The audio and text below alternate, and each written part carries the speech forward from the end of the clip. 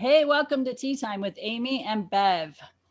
Hi, What's going on? What's happening? it's a very beautiful day today. That It I'll tell is you what, yes. I don't know how it is where you're at right now, but it's nice. 80s. I am dying We, right now because, oh, uh,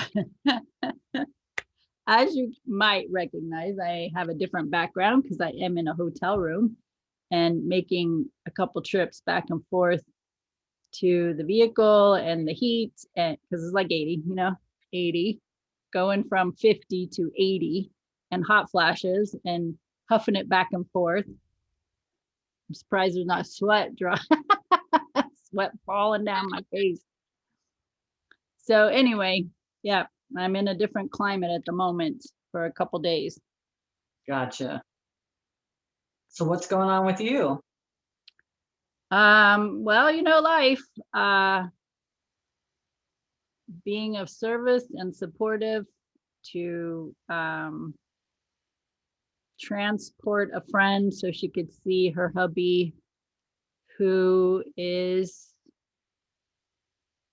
deciding whether to stay or transition. I mean, that's my viewpoint. Other people may not agree with those words, but it's truth. So this is a truth that I um accept within myself, that when somebody is in a space, what here's the words most people will use: fighting for their life or struggling to live, right? That just sounds so, it sounds exhausting. It sounds as exhausting as me going back and forth, the worst. You mean going back and forth to the vehicle to get our luggage and stuff. But um it's it's coming down to, well, from the get-go, it's this, we're on a month and a half now that he's been in the hospital. And when he left the first time, med flighted, he was in critical condition. We didn't think he was going to last the night.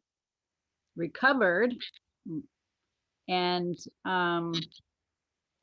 then the other day went back into critical condition. Okay, And where I of course I pray for him. I send the angels. My prayers, though, encompass speaking to his spirit. Of course, I want to call in the angels to be with him, to be supportive of him while he's, you know, alone, really. I mean, other than the doctors and nurses and no family here with him. That he he knows that his angels are with him and God. Um, and my prayer to him, from spirit to spirit, soul to soul, is praying to his spirit that whatever he chooses, that he knows he's loved. He's loved here. If he chooses to stay, whether he chooses to stay or not, he's loved here. If everybody else gets mad at him, I got the love for him. So whether he chooses to stay, know that he's surrounded by love.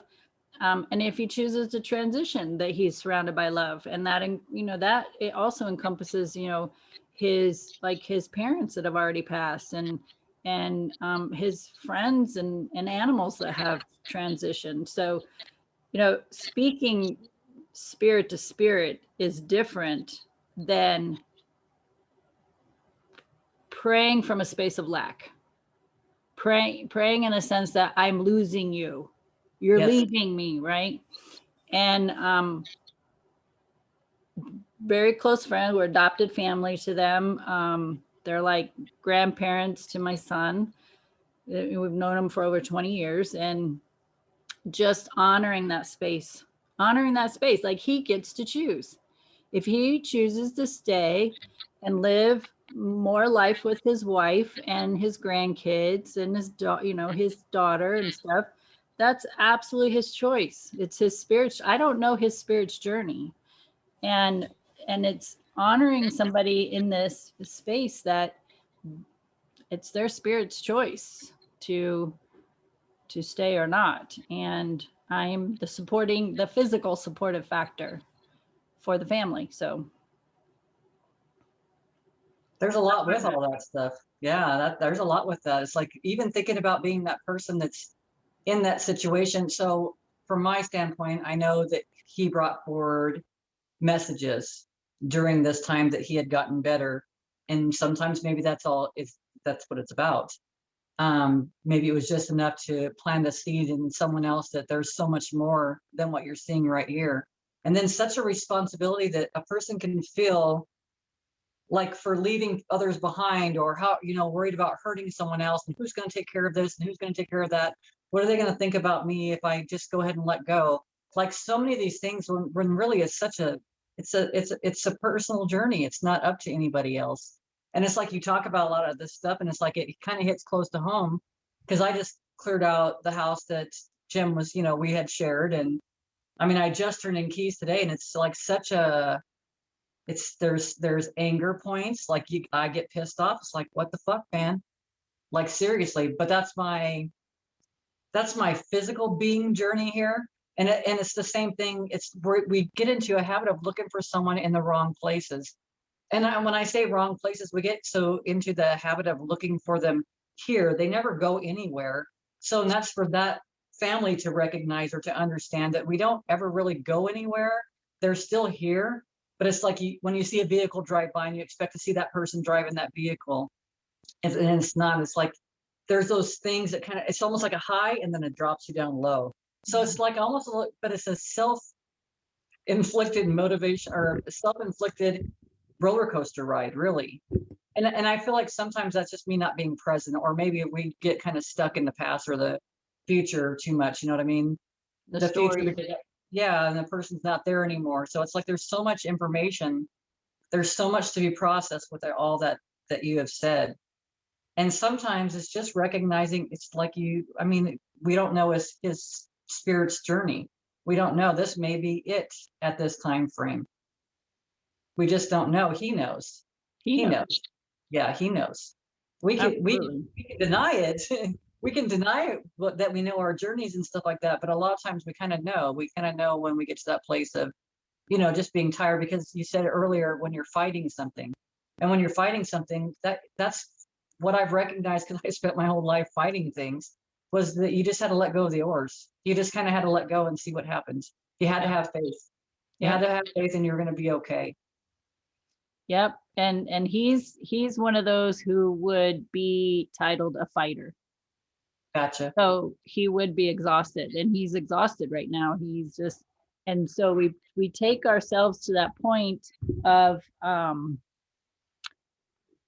fighting and battling life, and it's so freaking exhausting. I mean, I know I did it for years and years and years, and yeah, how freeing is it? Just like you said, let the damn oars go and just Yeah. go with the stream, or float in the water and just let the wind, the breeze, push you around in your boat or canoe around the water. Just float, right?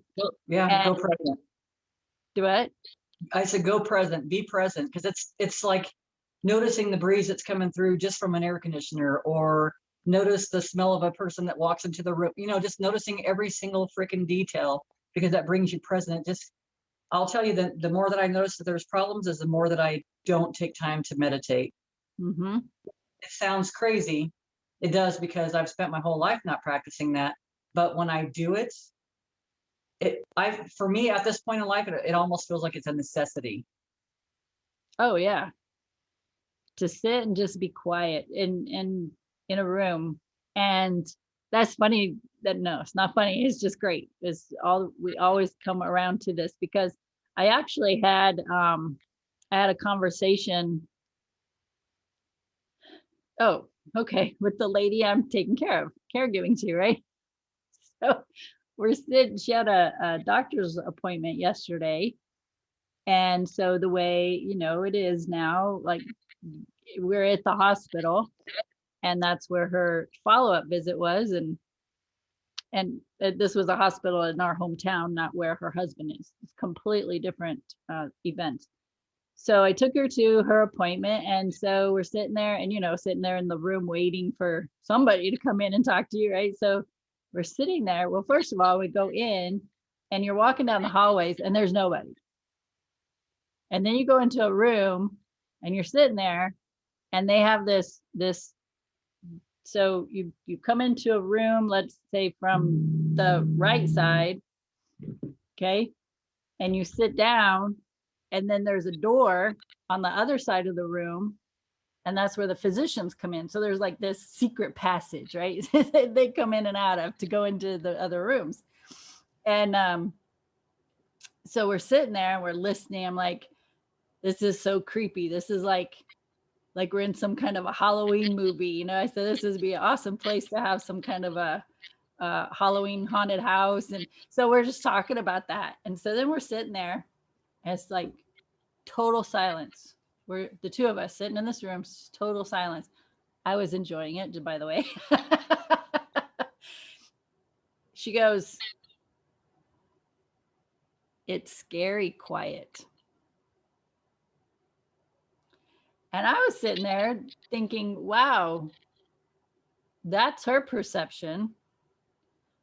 And I'm sitting there thinking, oh, this is so wonderful.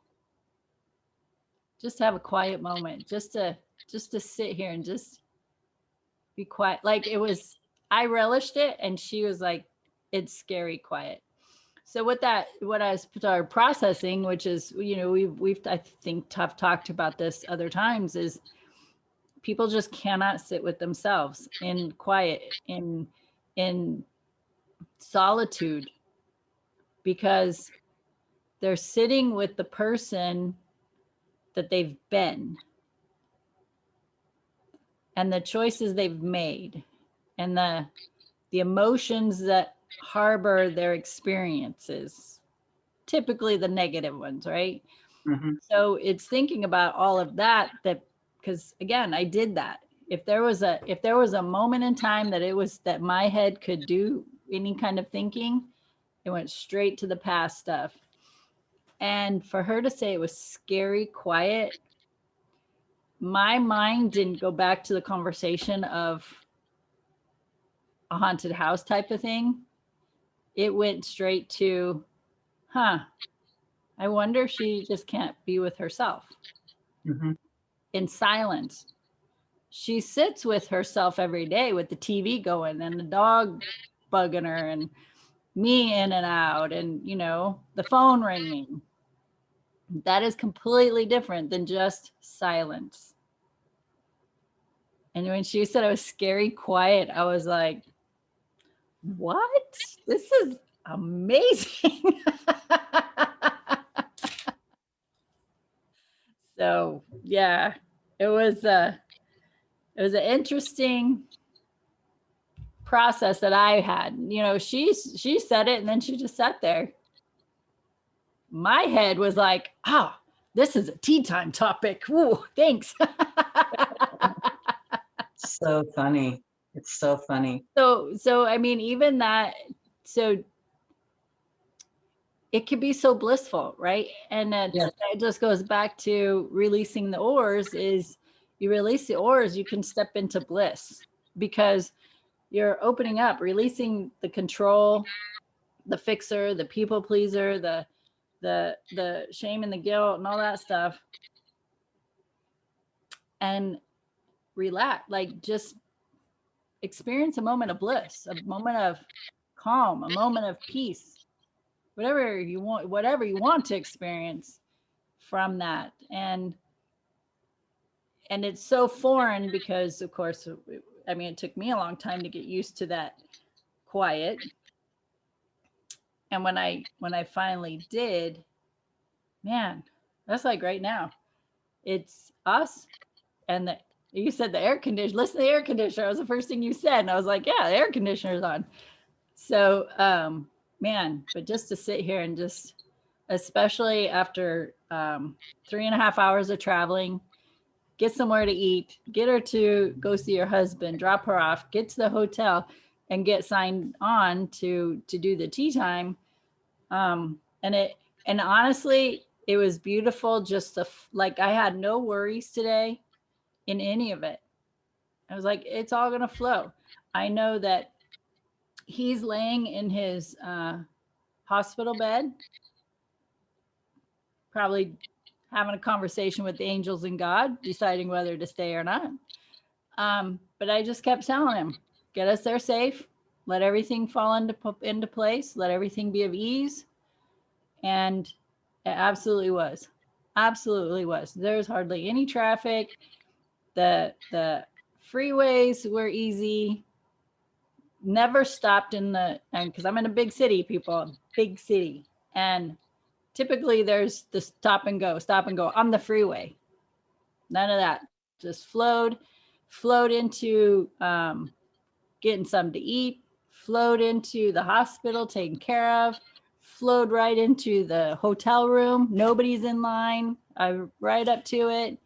Got up here, Wi-Fi, easy peasy. Like it was just so easy today because I relaxed into it. That's awesome. Yeah, because if you'd have been stressing about it, it's like as soon as you do that, it like slams the brakes on, and then it's like you're driving with brakes on. Yep. And There's doing that, nothing to- this, right? Exactly. Go stop, go stop, go stop. Blah. Yeah. So, yeah, it's just been a great day, actually. Great day. Her That is good. excitement to get to see her hubby, you know.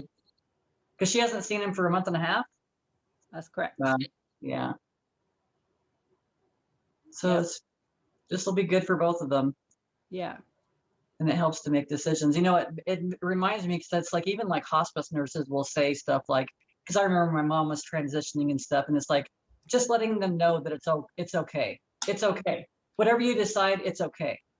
Mhm. And it's so, it sounds so crazy that you can give permission to someone else, and gosh, I've heard so many stories that people transition like almost immediately after that.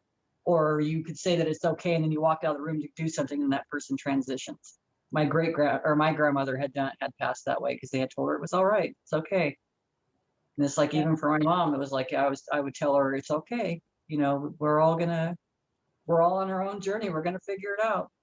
Yeah. All the way here, I was just like, I'm bringing her to you. You keep us safe on our way. You keep the flow going with, help me out here so we can get there and she can see you. So I, like in my mind, the whole way here, I was talking to him. Just that, I'm bringing her to you.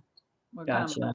And I know that I can have that conversation with him because spirit to spirit, because many times in this month and a half, I've been home and he's told his daughter many times, I see Amie by my bed. So there's ever since we like met 20 years ago, I felt like there was some kind of connection there, that the past life, even maybe, in spirit. Yeah. But just knowing there was some kind of connection there. And Yeah. then when he was in critical condition the first time, and his daughter, he finally was coherent to have a conversation. His daughter called me, he says, and said, my dad sees you by his bed all the time.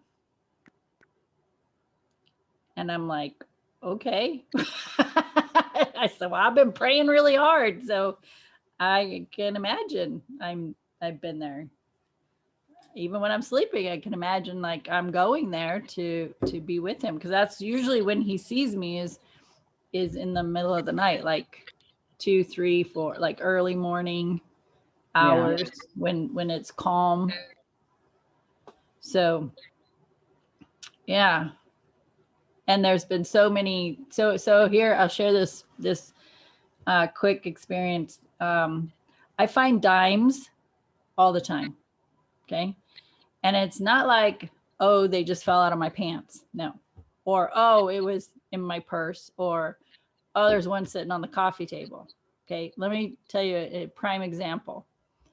Walking out to, there's actually two great examples. As what let's see, I went to the grocery store and went into the grocery store. This was a few months back. I came back out, and as I'm walking, I just happened to look down, And you know, in the asphalt, you get the cracks. Okay. So when I say I found a dime in the parking lot, most of the times the dime, you know, the money is laying flat, right? And it's very evident. Yeah. As I had this you know, push to look down in the crack, the dime was standing on its end in the crack. So it's not like it was like, here I am. It was like I had to be present to see it. Okay. So that's an example. And then one day I was traveling by myself and I didn't want to stop at the gas station. So I have no problem pulling off to the side of the road and going pee, just saying. So I decide, okay, I'm just gonna put, there's kept being these little side roads that go out onto dirt roads, right? So I saw one coming up and I'm like, oh, I'm just gonna pull up. So I pull off a little bit off the road. I get out and I had to go around on the other side of my vehicle so the oncoming traffic can't see me, and look down, there's a dime. Okay, so that's how I find them. This is not, you can't make this stuff up. So last night, knowing we were coming on this trip, I needed to wash some clothes. So I go out and I hear this clanking in the dryer. I'm like, what the? Because I'm notorious for leaving stuff in my pockets. So, you know, I'm like, is that my chapstick or what? But I had no clue what could be clanking in the dryer. So I pull all the clothes out and I look, there's a dime. Okay. That was last night. Today we got here. My friend, she likes McDonald's quarter pounders. This isn't an advertisement. I'm just saying that's what she likes. So knowing that's what she likes, I'm like, let's find a McDonald's so we can eat, so we can get you to the hospital. So we went in, use the restroom, we go order, we're standing there for our order, can't eat inside, right? Okay. They got tables outside though. She's in a wheelchair and I'm backing up to the door to go out. So I turn and look down to see where I am to the door. Right there by the door on the floor is a dime. I'm like, all right, angels, I got you. I know you're with me. We're golden. So it's just been great. Things like that. There's been so much that has happened. I've shared several of the stories over the past month and a half since this all started. So many incredible things have happened. What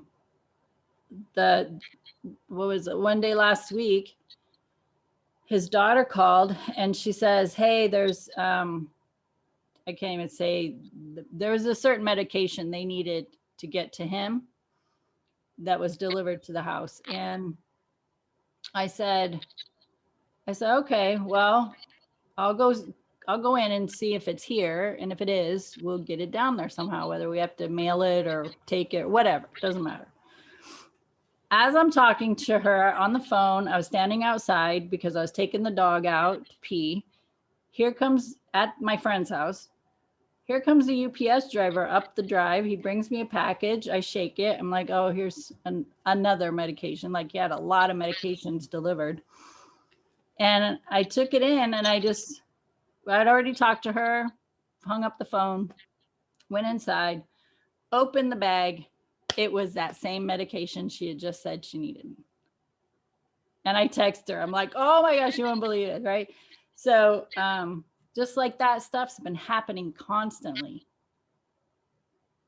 And it just keeps reiterating and deepening my belief and faith in what we talk about, what I teach, what I practice. I'm like, this shit's real, people. It's real. Okay. It is. It is. It's empowering. It is. And the more that you pay attention to it, it's very empowering. And it gives you reason to have faith. A lot of times we don't know how to have faith. And it's like having faith in everything. That's not, having faith in all aspects of your life, being guided and everything like that. It's not always easy. So, but if you start someplace, it's just like you just started noticing all these little things, how they're happening, and how fast we can manifest these things as well, because we're master manifestors. We can create things, whatever you think about it, whether we would put a label as being negative or not negative, or positive or not. It doesn't even matter, but we manifest that quickly. It happens all the time, just like that medication showing up. Absolutely. It's been it's just been amazing this this first 2 months of 2021. 2021. I'm like, what year am I in? And by the way, we're in month 15 of 2020, just so you know. Yeah, yeah, something like that for sure. I heard, oh, I think I saw it on Facebook. They said we're in month 14 of 2020. This was last month. We're in month 14 of 2020. I was like, there you go. That explains it. We haven't entered 2021 yet. It's crazy. It feels crazy.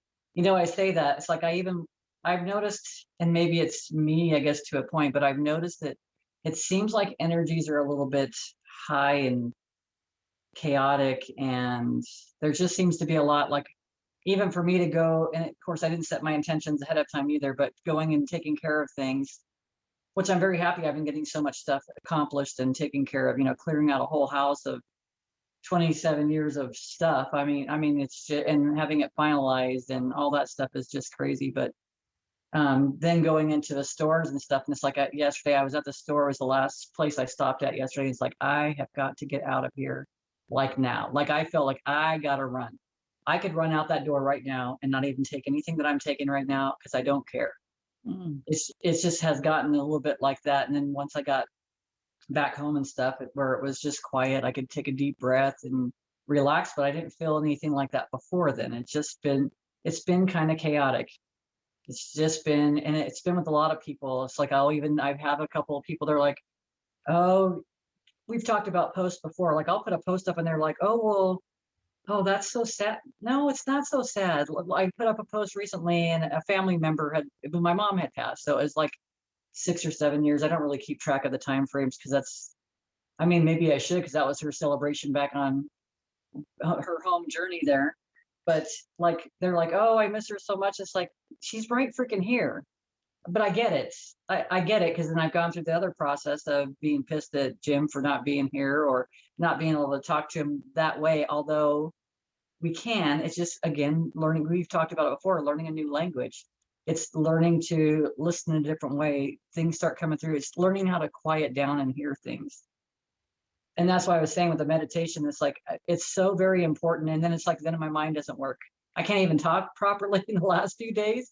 Like, I've been doing so much stuff, like the communication coming out of my mouth has not matched up, or it's been all choppy. It's like, or the words didn't even make any sense at all. So it's like, I know what I meant, man. But it's been slow down. And you talked about before too, about being busy with all the sounds and stuff, with her always having sounds going on. When you said that, it reminded me, there was a time I used to always listen to music loud in my truck. Like, I'd have the stereo booming. Yeah, like, always. And I remember going to Mexico. We went to Rocky Point so long ago, that we didn't listen to any music. We'd have the windows down. It was just more of a peace and ease and flow. Got back into Kingman or whatever, and here we're back to the same thing. But when I went to school for massage therapy, and I was in Phoenix, I would come back on the weekends, and sometimes Jim would come up on the weekends to Phoenix. So I would come here to Kingman, and it's like, I wouldn't listen to anything. I mean, but that was never me before. But it was like, I appreciated the silence. I appreciated the slowing down. And that's what massage kind of gave me in a lot of ways, was that slow down. That it's almost like you give yourself permission just to not listen to things. And then it's for me, it's slowly, gradually got to looking at myself more, or seeing how I've treated myself or talked to myself. Because sometimes it's just that self-talk and stuff, or how much we dislike ourselves. We think that we don't, but when you hear the words that you're telling yourself all the time, it's pretty ugly. Like, you've done practices where with groups, and it's like, saying something, like saying things that you would say to yourself on a piece of paper, and then it's like, then you have to sit across from someone else and say these things to that person, and it's so uncomfortable. So let me give them disheartening. let me give them an example of what you're talking about. So I do a typically twice a year, I do a 2-day healing retreat. And to get your attention of what you are telling yourself. So when you look in that mirror and you see a roll, you're like, oh my God, I'm so fat. Or, maybe you're doing some paperwork and you screw something up and you're just like, oh my, I'm just such an idiot. And I've had women in the retreats who seriously don't want to be here. They just don't want to be on earth. And I get that too. So, and statements everywhere in between. Like I've heard so many things. And so what we would do, and you could practice this at home, because you could set up like a stuffed animal or something, really. But anyway, write down 5 to 10 negative things you tell yourself. And then it's easy for us to look in the mirror and say, I'm so ugly, I'm so fat, I'm too tall, I'm too thin, I'm too short, I'm never going to get this right, I'm not good at relationships, right? We go on and on and on and put ourselves down. Well, here's what you do. You write those statements down, and then it would go something like this. Bev, you're fat. Bev, you're never going to get it right. Bev, you're such an idiot, right? I really care about Bev, and that is really hard to say. Even right now, even though I know I'm just showing this as an example, those are really hard things to say when I put her name at the beginning of the statement. So if I have such a struggle saying it to Bev, why am I saying it to myself? That's so harsh. And here's what you can do, mommies, mothers. If you absolutely deeply care about your children, think about your child's name at the beginning of those statements. That's like just driving a knife in your heart, right? It's like, oh, that's so hard. So that's an exercise that you can keep in mind when those thoughts come up where you're putting yourself down. Is just, okay, if I'm saying this to myself, then I can easily put Bev's name in the beginning of that and tell her that. I'll just call her right now. I'll be like, Bev, you're fat, you're ugly, you're an idiot. And see, no. No way I could do that. There's no way. It doesn't even feel good just saying it right now. I don't like it. I don't like it at all. So that when I realized that putting somebody else's name that I really care about at the beginning of those statements, that was like me saying, nope, no more. Can't do that anymore. Yeah. If I can't say it, if I can't physically say it to somebody else and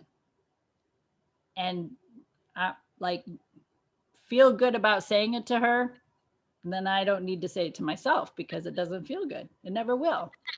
Never will.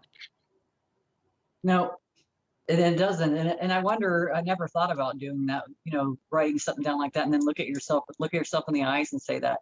Because the one thing that hit me was we would sit across from each other and look someone else in the eyes and say these things.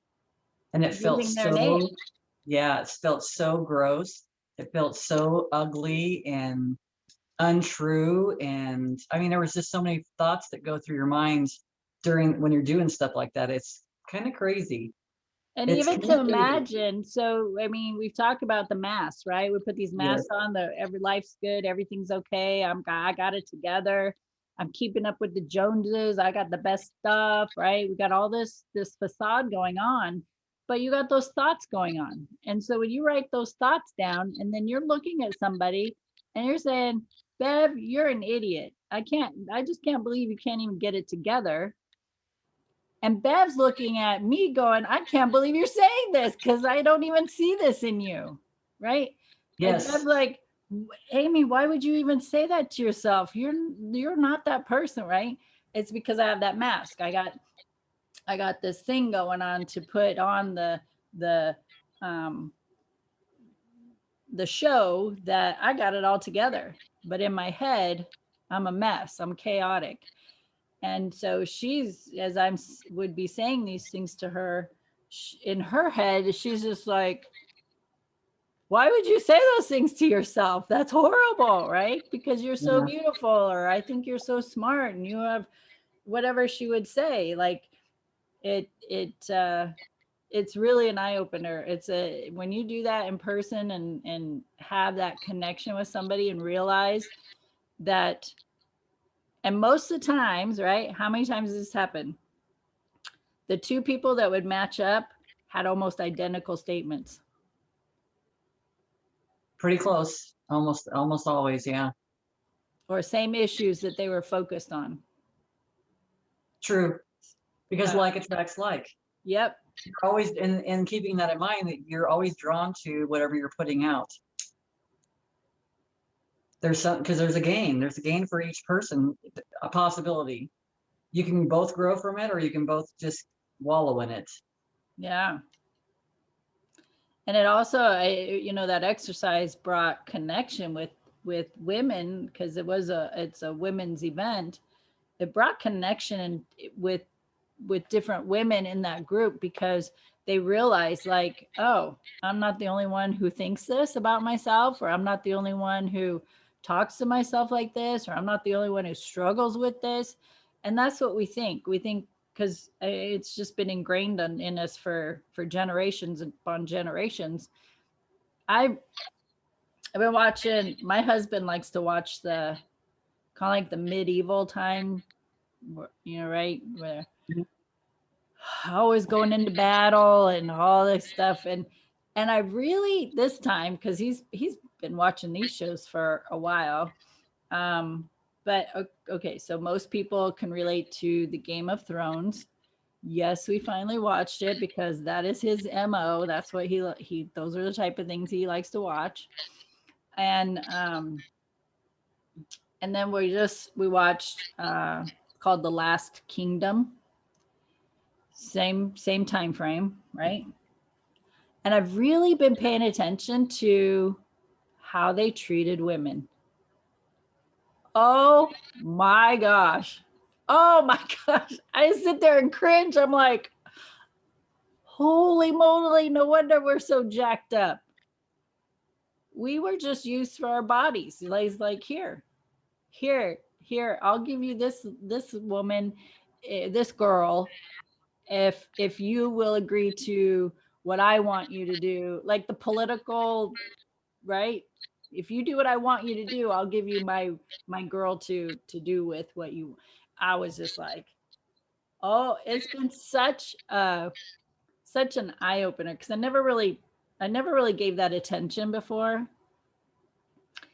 and it's just been really evident this time watching those. I was like, wow, that's and so then, ladies, you wonder why we're all jacked up.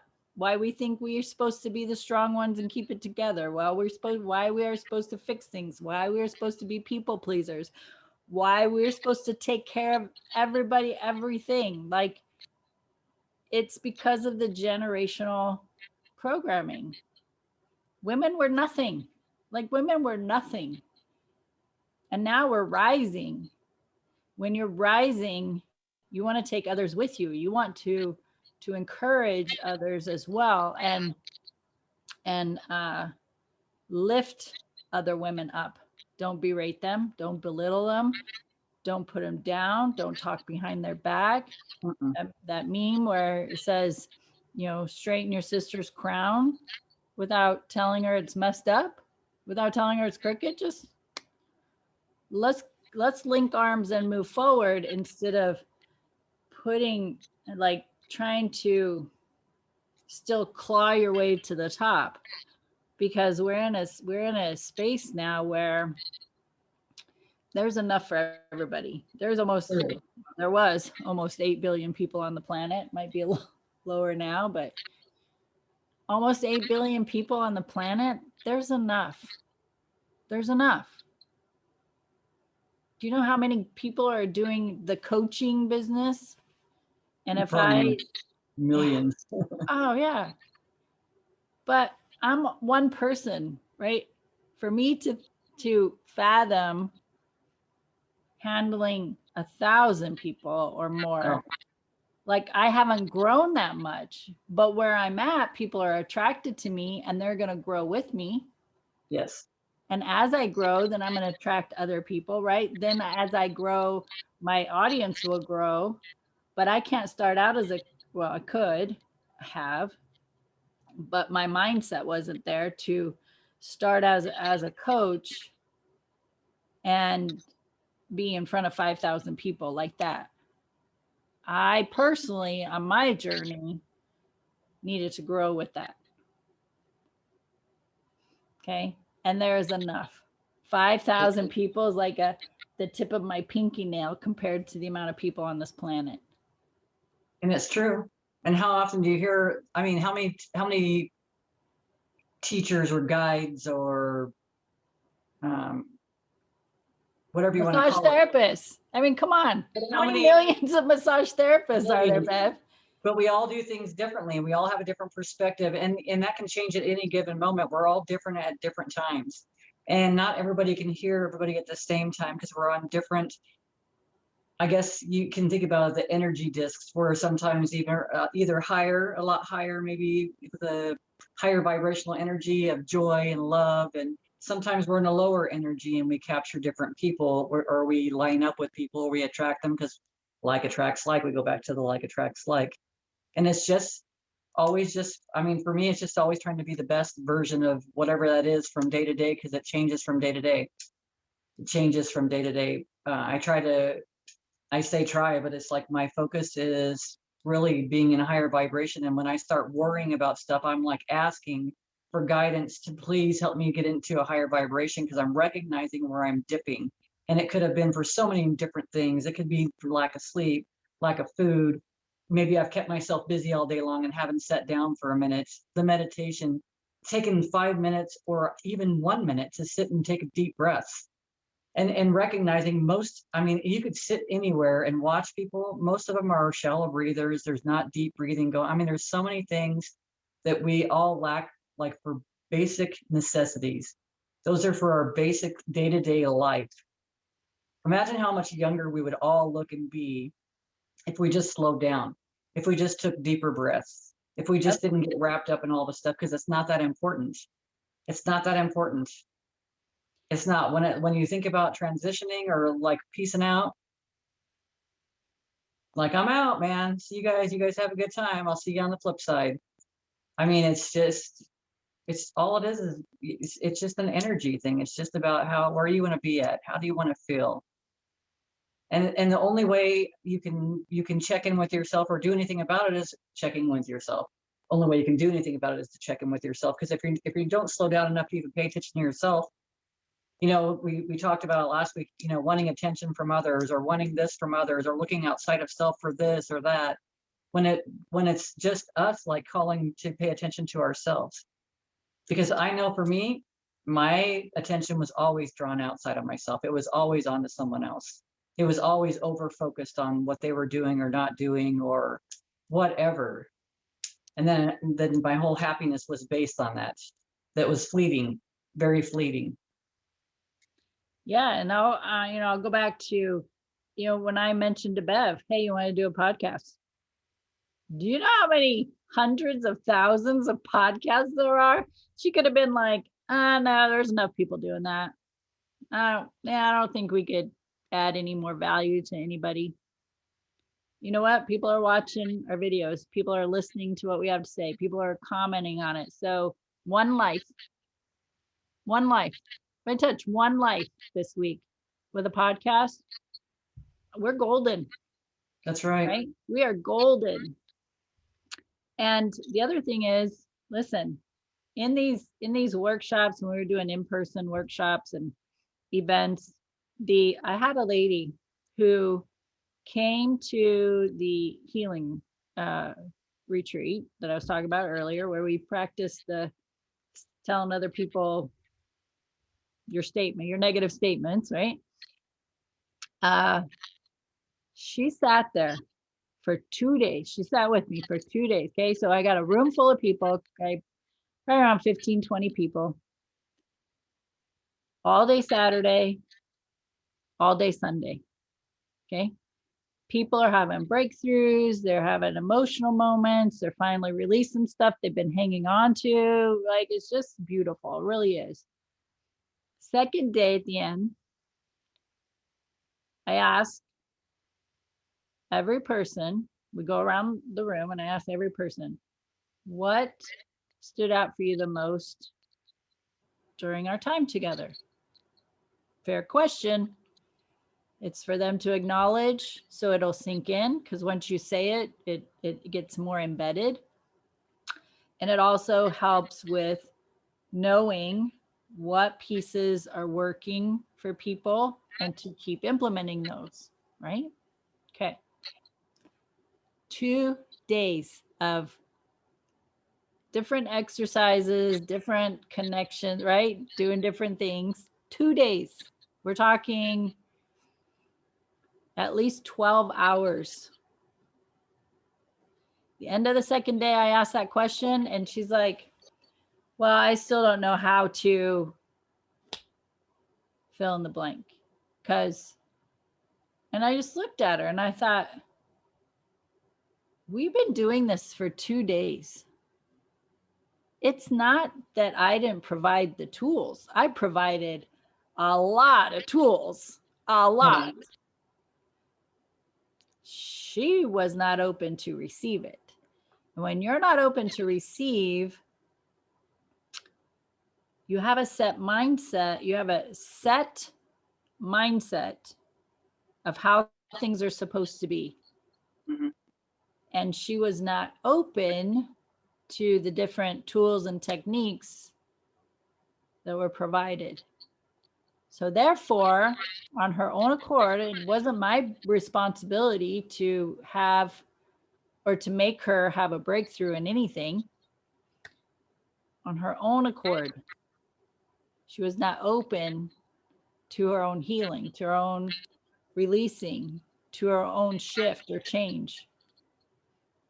Right? That's on her. So she has not attended one more workshop or one more retreat, nothing of mine, no other classes or anything, right? No, not even online, nothing. But that just is to say, it wasn't that I didn't do my job, because I had 19 other women who had amazing moments. What it's saying is, her and I weren't a match yet. True. Right? And it may not ever happen in this life again, and it's okay. That's all right. But the thing is that people are going to be attracted to you where you're at. It's true. And you plant seeds. So who knows where that's going to lead that person to the next place? Because sometimes I feel like if someone really wants to change, I was just having a conversation with one of my daughters. When you're in that victim space, it's easy to stay in that space, but at some point you will acknowledge your intuition, your guidance, whatever you want to call it, is trying to steer you in a different direction. And constantly, like one of the examples I would say is, I know. So when if you were to tell me something, I know, Amy, I know. And as soon as I say I know, that means I shut the door and I can't receive any other information. So I just stop myself from receiving valuable guidance. And it's not that you're doing anything harmful for yourself, but just be aware, because I've been doing it my whole life. I'm aware of it. Do I still do it? Yeah, I try to use different words like, whatever I can use in place of, like, I'm paying attention or whatever, but it's changing our words. And it's like, and at that same thing, I'm hearing this person, telling you this stuff. And it's like, was she constantly in a place where she's looking for something, like looking for something? I can't find it. I can't find it. You can't find something you can't find. That's just an energy. It's not going to all of a sudden appear. But when you're open and allowing such a control word, but when you're open to receive this information, and you're just paying attention and you're just listening and you're not formulating anything, any ideas in your mind, or you're not saying, I know, where you're stopping this information from flowing, you receive so much, you get so much out of it. You don't stay in that space anymore.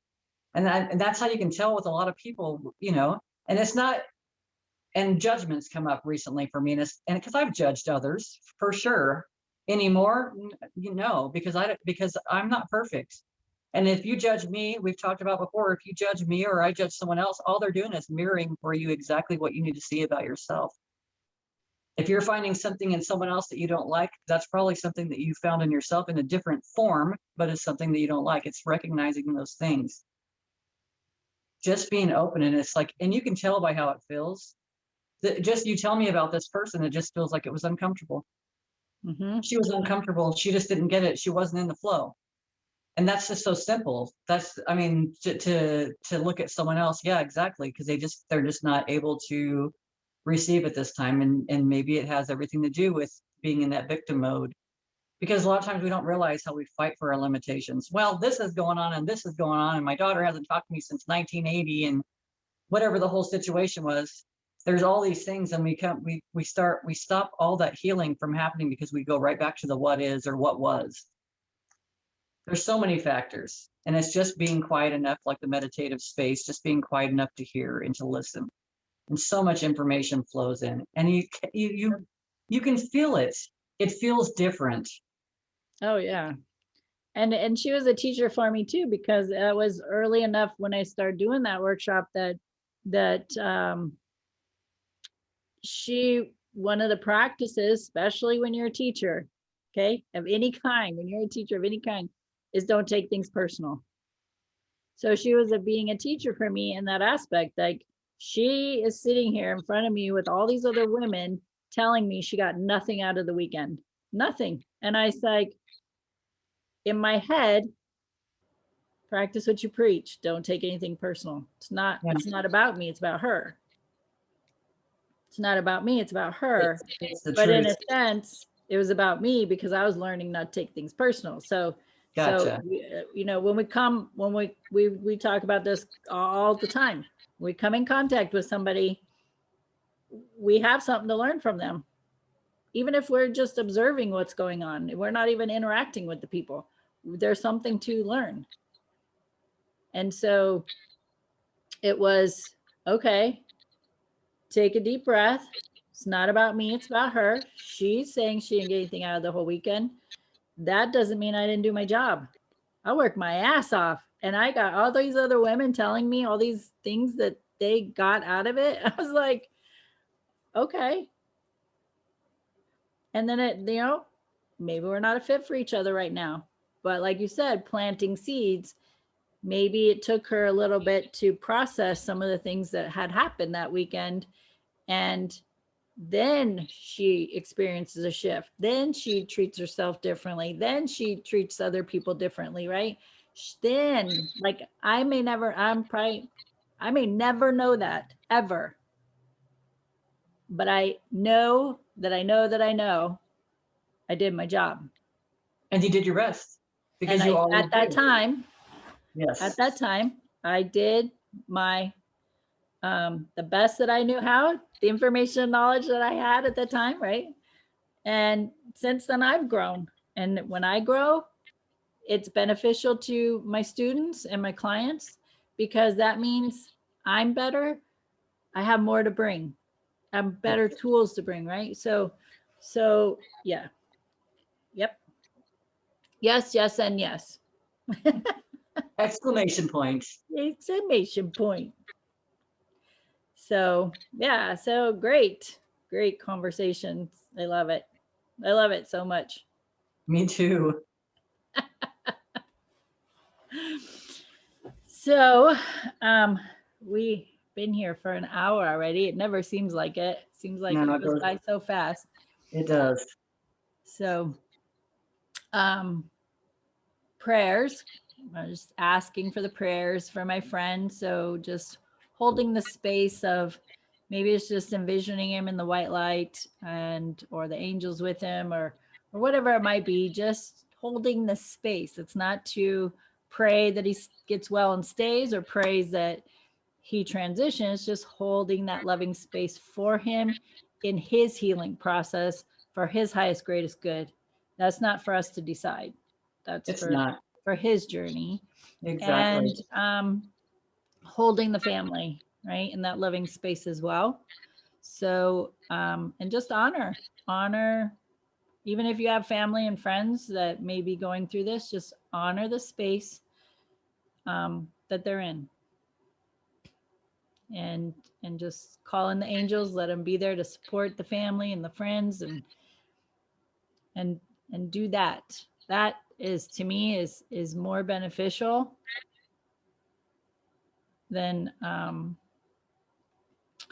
being in the fear that, oh my God, they're gonna leave. Oh my God, they're gonna die, right? Yeah. So we want to hold that space. We want to hold the space of love, and that, because even if he chooses to transition, we all have something to learn. Always. Always. Every situation we have something to learn. Every I one of them. think I think that when somebody transitions, though, like, that is the highest learning about life. It is. It has the potential to, if someone's open to seeing it for what it is. And sometimes it's not, you can't see it right this minute. And I'll go back to how I see, as soon as you started saying, seeing the person or whatever, I don't even know what this person looks like or anything like that, but I would have put dark hair on this guy. I don't know, younger or whatever, but I'm seeing him like younger, but I'll see the person like flash into my head, and I'll see that person as smiling and happy. If Yep. someone's got limitations with movements, I'll see them smiling and happy and moving around and stuff. So that's some of the, just one of the ways that how I'll do it a lot of times. If I'm sending an angel, just like seeing the angels wrap their energy around that person, or seeing like an angel standing in the group of the family and then sending out all this love to Yep. all of them, because and it's just happy. We don't know what their version of happy is. So for me, it's because, like you said, we can't pray. I pray that he survives all this. That's not, to me. I mean, you can, but that's not really for the greatest and highest good. It's just seeing them in a happy place, and whatever that looks like to them, Yep. it just brings joy, and it helps all the family too. And prayers make such a difference. I am telling you, just going through what I've gone through recently. And when you say, for me, saying I'm sorry, like, it just feels uncomfortable. The word feels uncomfortable. That's probably why I always had a hard time apologizing. I'm sorry, but the words, but just saying, there's so many wonderful things that you can say about a person. He had a great smile, or, whatever. But for me, it's an energy thing, and prayers really do make a big difference. They helped me. They Yep. helped me. Prayers have been very significant this year already. We're at March 2nd, and in these past 2 months, it has made its well, I'm searching for the word. It's evident. It has been very evident in my life how powerful prayer is. How powerful it is. So, Yeah, yeah, cool. awesome. I love it. All right. Me too. Are we good? We good. All right. Thank you for being with us for Tea Time with Amie and Bev, coming at you every week, to the best of our ability, wherever we may be. Hotel couch. Yeah, That's over exactly. here. So, of course, as always, we appreciate your time. We value your time, and our hope is that we're bringing forth beneficial information for you that's going to help you in your life in some way. And maybe even if it's not directly for you, maybe you're being the messenger. You're receiving the information, and you go share it with somebody who would benefit from it, or sharing the videos with them. You can always leave comments, so that leaving your comments or questions, because we'd be more than happy to address any questions you may have that pertain to the information we're providing in the videos. So with that, thank you for being with us, and we love having you. That's right. Enjoy your journey. Have a wonderful week.